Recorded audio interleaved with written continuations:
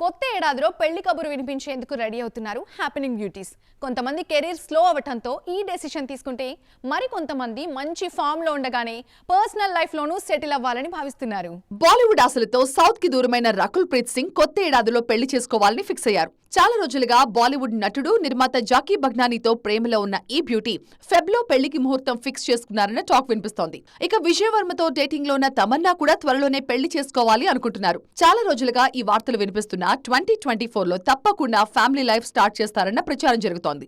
ఇప్పటికే career slow అవ్వడంతో personal life మీద ఫోకస్ చేస్తున్నారు ఈ మిల్కీ బ్యూటీ. రిలేషన్షిప్ విషయంలో ఇంతవరకు ఓపెన్ అవ్వని సౌత్ జంట అదితి రావ్ హైదరి, సిద్ధార్థ్ కూడా పెళ్లి ఆలోచనలో ఉన్నారట.